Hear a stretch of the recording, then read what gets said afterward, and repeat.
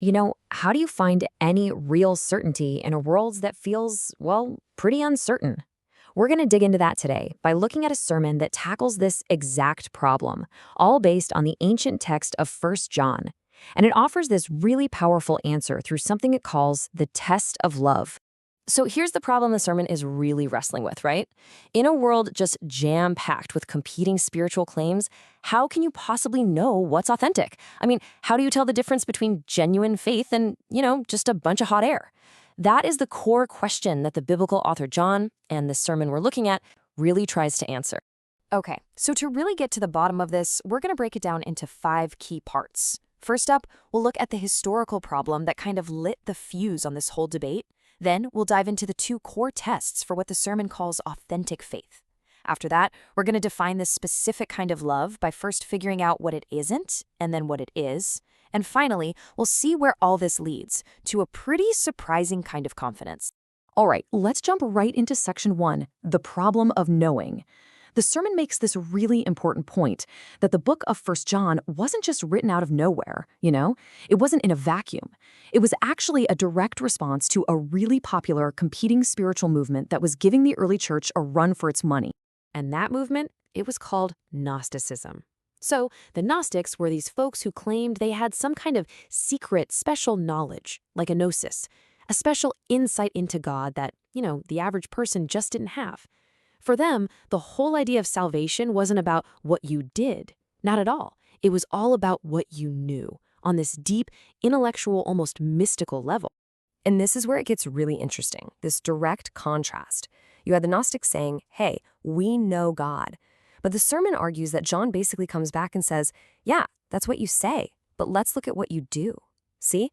The whole challenge shifts the focus away from some internal claim of knowledge to an external, visible demonstration of faith. It's way less about secret passwords and a whole lot more about a life you can actually see.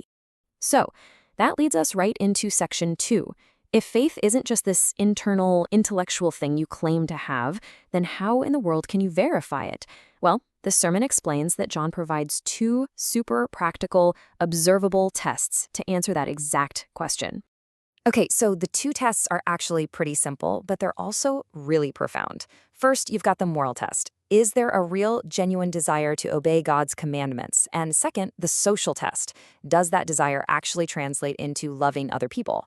Now listen, this next part is absolutely crucial. The sermon hammers this home. These tests are not things you do to earn your salvation. No way. They're the evidence, the fruit that shows you've already received it as a free gift. And this really gets to the heart of what the sermon calls grace. It's super quick to point out that, hey, nobody passes these tests perfectly, like not even close. In fact, you're expected to fail. And when you do, the answer isn't just, okay, grit your teeth and try harder.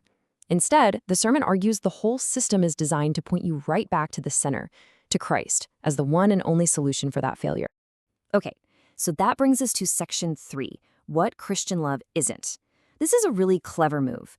To really understand that social test of love, the sermon first shows us what it is absolutely not.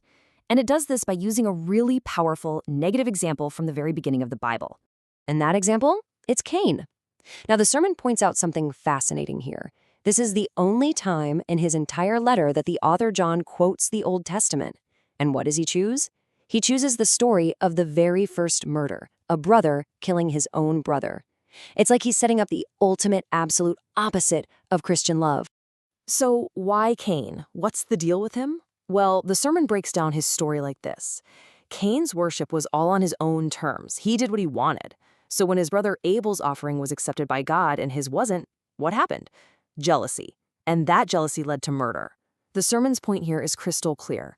A messed up relationship with God, that vertical relationship, led directly to a totally destructive relationship with his brother, the horizontal one. All right, so now that we've seen that extreme negative, we can finally pivot to section 4, what Christian love is. If Cain is the poster child for what love isn't, the sermon gives us an equally powerful positive model for what it actually is. And that ultimate standard, according to this sermon, it's the self-sacrifice of Christ. And this is key. It's not presented as some warm, fuzzy feeling or a nice sentiment. Nope, it's a specific, decisive, and really costly action that was taken for the good of others. It literally becomes the blueprint for what this love is supposed to look like. And here's the verse that really sets that standard. I want you to notice the structure here. By this we know love, that he laid down his life for us, and we ought to lay down our lives for our brothers. The sermon basically presents this as an equation. The love you receive is the same love you're meant to give. It creates this direct, super practical, and sacrificial obligation. And this is where it gets incredibly practical. The sermon basically argues that love isn't just talk. It's not about sending good vibes or what we might call virtue signaling today. It's about actually seeing someone with a tangible need. They need food or money or just support, and then doing something about it. The question is blunt. If you have the stuff to help and you just close your heart to them, well, how can you say God's love is really in you? It's a direct challenge to get off the sidelines and move from just feeling something to actually sacrificing something. So this active, sacrificial love actually has a specific name, and the sermon calls it agape love. This is so important. It's not a feeling you just kind of fall into, like being in love.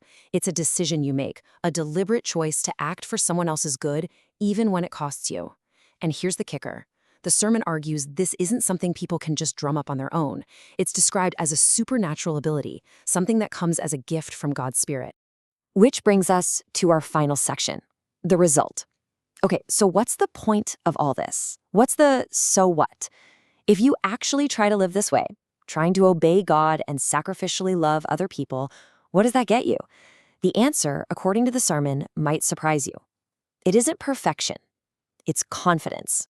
And to explain this, the sermon uses this simple but really powerful analogy. Picture this. A father gives his son a brand new kite. The son is so excited he runs out and immediately breaks it. He comes back just heartbroken, right? But the father doesn't get angry. He doesn't punish him. He just takes the broken pieces, lovingly fixes the kite, and hands it back, totally restored. The sermon says that is exactly how God treats our broken, imperfect attempts to obey and love him. And that even includes our prayers. And that really gets to the heart of the whole thing. The result of trying to live this way isn't a perfect track record. It's assurance. It's this deep, quiet confidence that even with all your failures, you're on the right path. Why? Because God is the one who takes your flawed efforts, accepts them, and repairs them. The sermon wraps up with one last beautiful image. Imagine a little kid drawing a picture of their family with stick figures. To an art critic, it's just a bunch of scribbles. But to that child's loving parent, it's a Michelangelo. It's a masterpiece. And that leaves us with a final thought to chew on. What if that's how God sees our own imperfect, stumbling attempts to love and obey? What if they're valued not for their technical perfection, but for the simple, honest heart behind them?